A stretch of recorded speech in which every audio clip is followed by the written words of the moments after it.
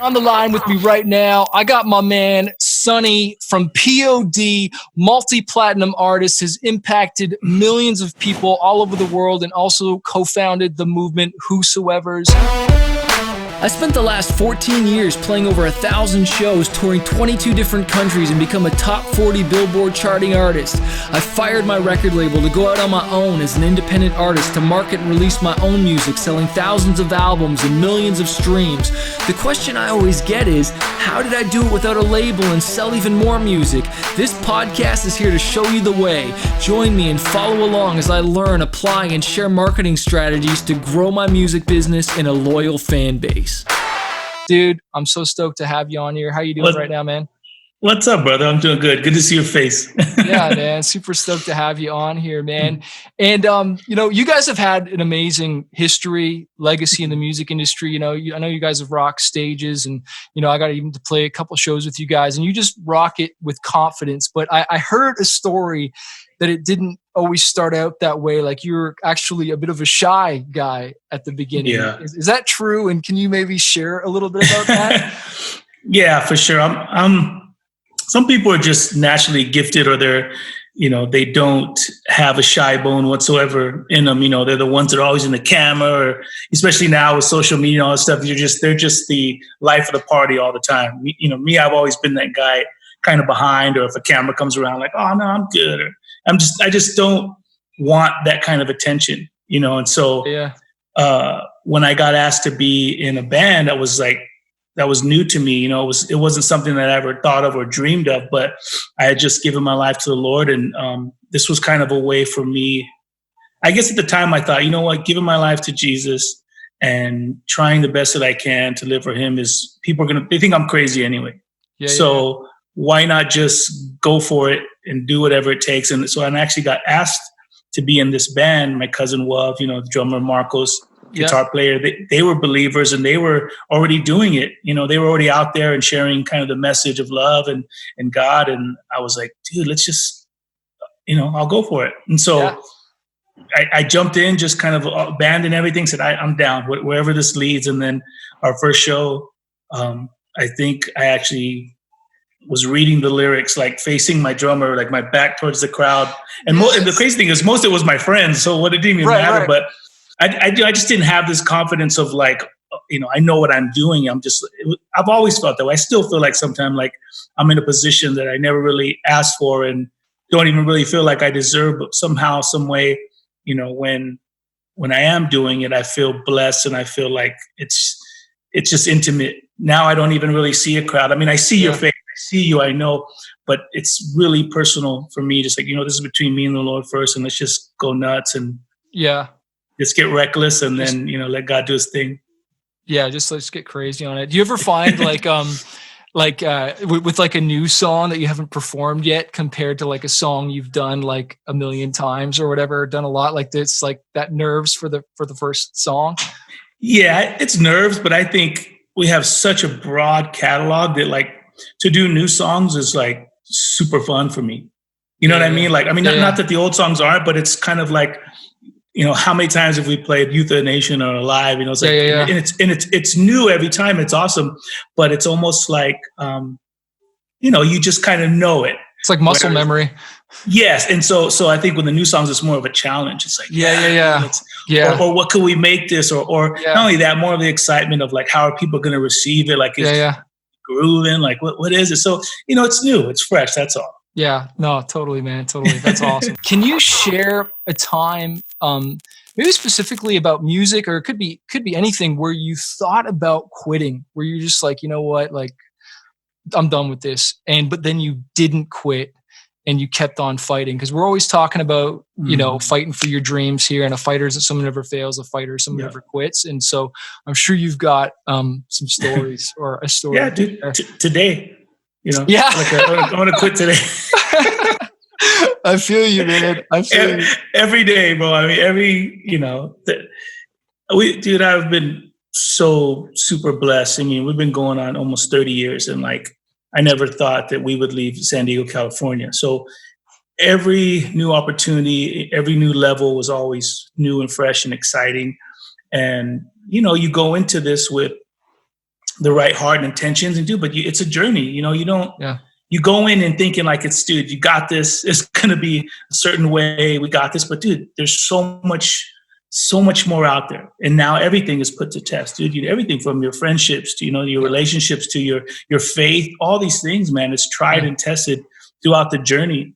And, I know for me, speaking for myself, the one thing, and like we spoke earlier, I knew in the beginning, I didn't know what I was doing. I just wanted to scream in somebody's face, this is what the Lord has done for me. Yeah. My life. Look at the compassion that Christ has had in my life. And I don't have it figured out. I'm not this religious person. I'm not this scholar, but I do know what God has done for me in my life personally. And sure, I'll take that microphone and scream and yell and do it, Yeah. And so that's always been my number one heart's intention. But, as you go and dude, we sold lots of records and all of a sudden, we're one of the biggest bands out there. It's like, dude, you're learning as you're going. And so even then even when we were still kind of on top of the world, there was a time when I just had to stop and take a break because I realized that, dude, it's kind of getting out of hand. Am I still that same kid? Right. Am I still that same kid in the beginning that said, dude, give me that mic. I just want to tell the world about Jesus. Yeah. Like I had to check my own heart. And so ended up taking some time. But even now, I still question all the time, Lord, if this is not what I'm supposed to be doing, then like, I don't need to be here. So it's just always not necessarily a questioning, but always just wanting for me in the purest form to just be where I believe God has me in my life. And I've said this before, it's like, I don't need to be in a band, I don't need to be in the music industry, but I believe that I've been here for a reason. I've made so many friends. I've seen God work in so many ways. And there's a side of me that, I just want to be available. If God is still doing something, so be it. But at the same time, if you're talking about one specific time, I remember being in Brazil for the first time and questioning like, dude, am I still supposed to be doing this? And I remember being on stage and I don't speak Portuguese. So it's like, you know what? I know that I can't flatter anybody with my words because I don't speak the language. Yeah. All I really do have is the music and the spirit that I believe is here, the spirit of God that I believe is here. And that's all I have. So I remember being on the side of the stage praying, God, if you're not going to show up, or if I need to know that you're here. And if not, I don't want to waste I don't want to waste God's time. Yeah. I don't want to waste these people's time. Yeah. And then I don't want to waste my family's time because I miss them and I want to go home. And so if I'm here halfway across the world for no reason, then I don't want to be here. And I remember just asking God, please just show up. Boom. I can't do anything. All I could do is just sing the songs that I believe you've given me in this band and hope and pray that you do something. And I remember being up there and watching people that probably don't even speak English, just bawling their eyes out and then like just making eye contact with them and feeling like the Spirit of God was there. And I was just like, all right, one more show. Yeah, dude, I love that, man. There was a time I wasn't feeling it one night, and maybe I was missing home. I don't know what it was, but I remember like tearing up during a song, and it just being a powerful show, and just kind of glad I pushed through that hard time. You know what I mean? Yeah, for sure, bro. What advice would you have for maybe people or couples, or just anyone out there that are thinking about giving up on their dreams or their marriage? Like what would you say to them? I know you speak to people all the time, and sometimes it's one-on-one, sometimes it's, just out there from stage. But, dude, I mean, I know it's always easier said than done, but you can't give up. Yeah. And I think that's where faith comes in, because then you realize that, dude, I'm tired, I'm weary, I'm beat up, I'm wrecked. But I also know that I'm not doing this in my own strength, because I know that God is there. And if I have that faith and that confidence and that hope that I know God is in my life, dude, then I know that God's will is for me to get through this. I just I know He's my strength. And sometimes you feel, like I said, there's no fault for feeling defeated or feeling empty at times or just busted. But you either believe that God is good or you don't. And you either believe that He's true to His word and that His promises are real. And then because they are, and you know that and believe that, you're like, all right, one more step. Yeah. One more step. Oh, you know what? If this is my wife and God gave my wife, or this is my husband and this is from the Lord, I got to fight for this. or you know what, this is what I believe is true, is right, and I'm not going to compromise, then I'm going to go for it.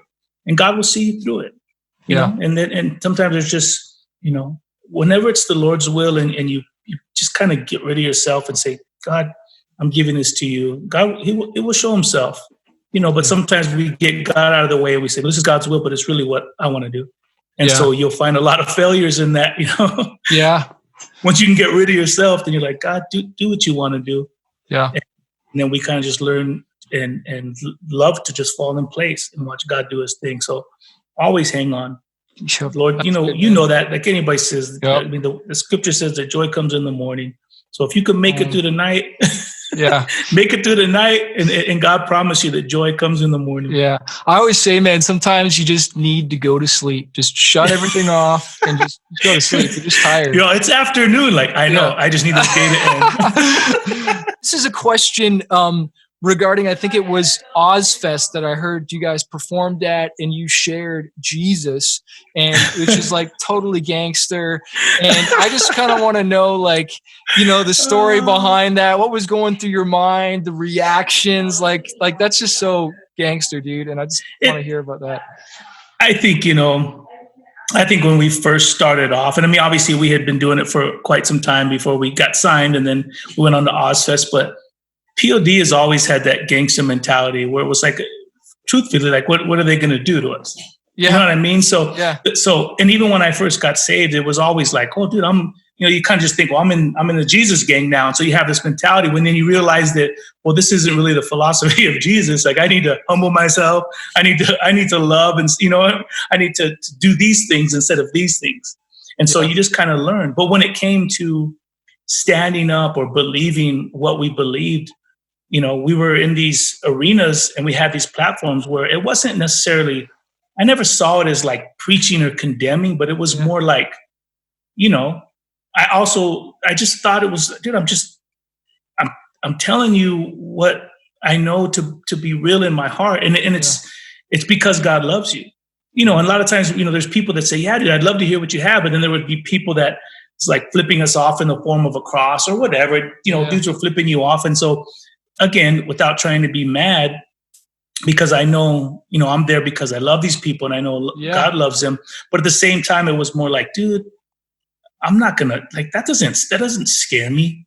You know what I mean? Like, if you got something to say, dude, please step up to the stage. Or, dude, I remember calling people out, dude, just being like, you're a coward. You know, I mean, obviously you want to do it in love, but there was people that were just so, and then it finally crossed the line where, like, they're not just mad. It's like, dude, they hate, this guy hates me, or he hates God. And so even though I should still love him, or God still loves him, but it was more like, dude, jump up. If you got something to say it, dude. Don't flip me off from the distance and then walk away, because I'm not going nowhere. I mean, I'm not saying that I'm gonna beat you up with the gospel, but it's like, dude, that doesn't scare us. It might scare most people, where the moment they're like, get that out of my face and out of here, and then most, you know, Christians, whatever, might run in terror or fear. Yeah. Where it's like, dude, we're not running from you. Like, we earned our way up on the stage. God has put us here. Yeah. And again, everything in love. But there's a point where it's like, dude, you don't intimidate us. You're not scaring us off the stage. And at some point, you're just going to hear what we have to say. And if you choose to walk away, that's fine. But you doing what you're doing or trying to mock us from stage, we're not getting off the stage.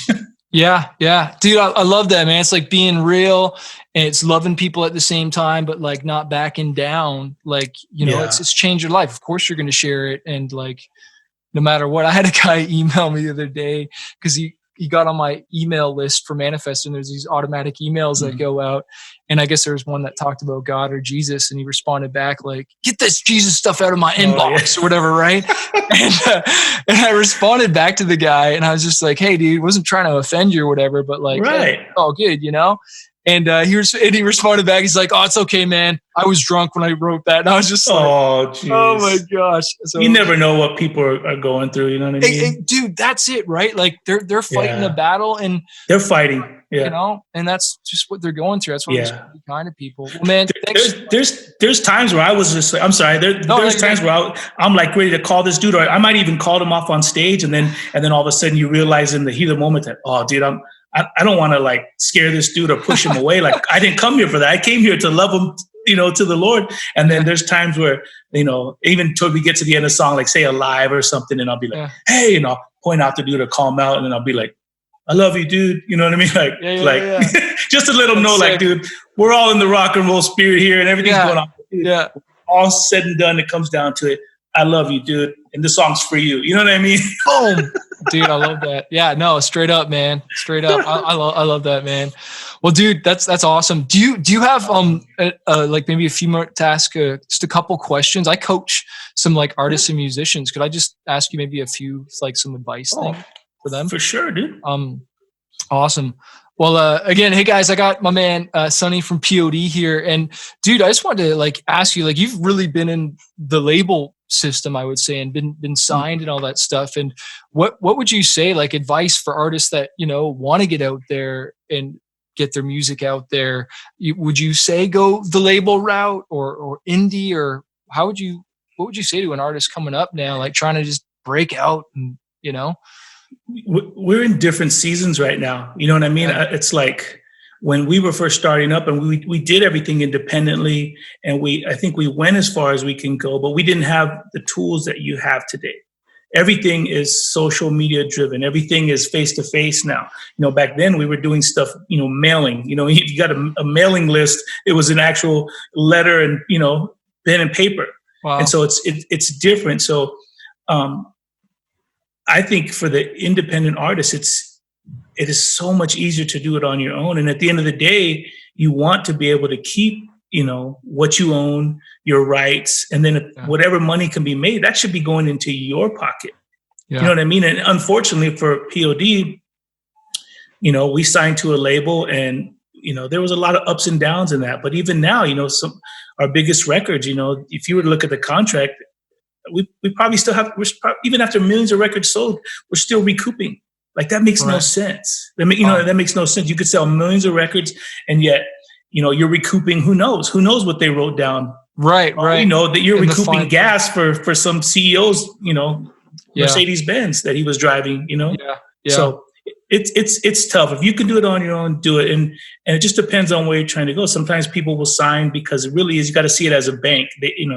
Maybe not so much now, but even before, if like the label has the money and they have the bank, and they're willing to say, here you go, here's a loan, but you'll have to pay it back. So, and before, it's kind of like they controlled, all the things that social media does now and all these platforms to release your music.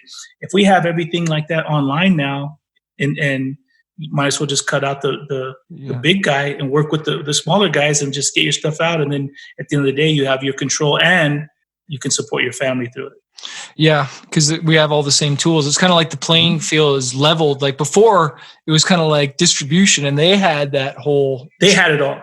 And you had to. I'm still learning that. I'm still learning that myself. Like, I was just asking the question, like, dude, do we make money through streaming? You're telling me that people are, millions and millions of people are streaming P.O.D. It's like, how come I'm not seeing a check? Yeah. How come I'm not? Yeah. How come my band's not seeing anything? Yeah. Well, that's because if there is any pennies that come through them streaming, it's going and it's recouping off of whatever we've done in the past. It's like, yeah. Even new music, you're like, dude, what's the point of putting out new music? And so, I mean, that's why we tour. It's like, dude, you make money off touring, but you know how hard it is, bro. It's hard to do. Yeah, no, it's definitely trickier now, man. And we signed with Tooth and Nail, and I think you guys had a record with them or whatever. We kind of pulled away and started releasing our own records for a while now, which has been great. But again, it's not having that system or that bank like you were talking about. You talked about when you guys went indie. Or you were indie for a while, and you went as far as you could go. And again, this is just a story. I don't know if I read it or I heard it, and I just want to know your talk about it.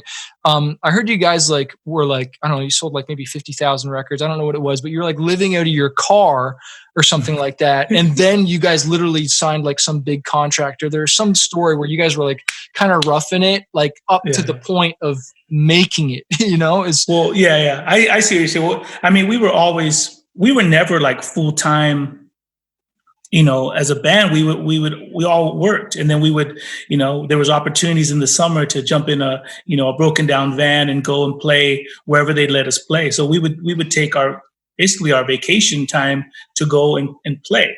And then there finally became a season where it's like, dude, you guys are being asked to play shows like throughout the year. So it really came down to a point where it's like, dude, do we believe in what we're doing? And we were seeing the fruit. We were believing it. And then it was like, dude, we all quit our jobs and out of faith and said, dude, let's just go for it. And so it was because the people, it was, the CDs or the tapes at the time, or our t-shirts, whatever our merch, that's what got us gas to get to the next place. That's what we would send home from the bank, just whatever, $100, $200 that we make on the road.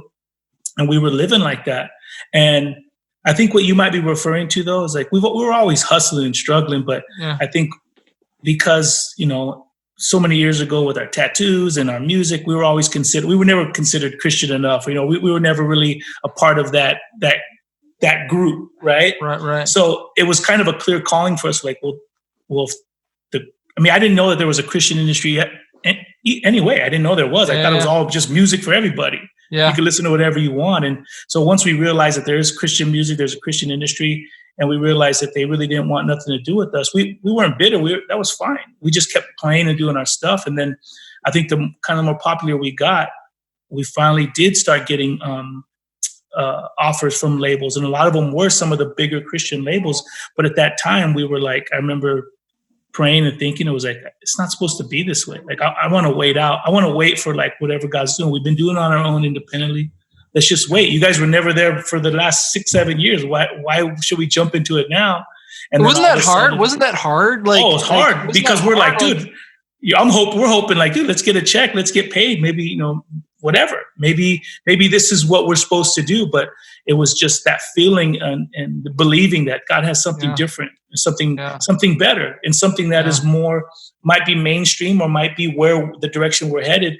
And so we waited out, just kept doing what we were doing independently. And then finally we signed to it, Atlantic Records. And that was huge at the time because there were no Christian artists that were signed to these major labels. It was all in-house stuff, Yeah. Yeah. So that was huge for just the industry in general. And it's just so powerful, the idea of like waiting, you know what I mean? Because a lot of artists like we want things now, like, and and if we didn't wait, it's like, man, like there's a bigger opportunity in the front. Well, hey, one more question for you, just for artists again, like as far as like songwriting and stuff and like hits and stuff, because you guys had some massive hits, like what advice would you give to artists with that? Like, did you go in knowing that like Alive was going to be as big as it was, or any of the other songs? Like, they're just song, like they're just. I mean, like you have a feeling, and you're like, wow, this is that feels good. This is special. This feels good. But then you can also look at, a lot of your songs, be like, man, it feels good. Like, you're doing it? It feels right. It feels good. But I think that was just a season for us. I think when we put out Fundamental Elements of Southtown and all of a sudden they do that album went platinum, it's like even the label wasn't expecting that. I think in their minds, they were still like, these are those Christian guys, whatever, just let whatever happens. And all of a sudden it was because of the people.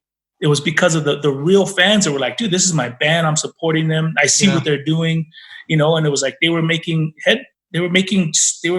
noise. And back then it was all MTV TRL. You had to call in on the phone. Like now it's not like vote for this guy and text them. Back then it's like there were kids all around the United States that were waiting in their time zones for that 1 hour that they can call and say, P.O.D's my band. I'm voting for them. And so all of a sudden, because of that power of the voice, MTV was forced to play our video.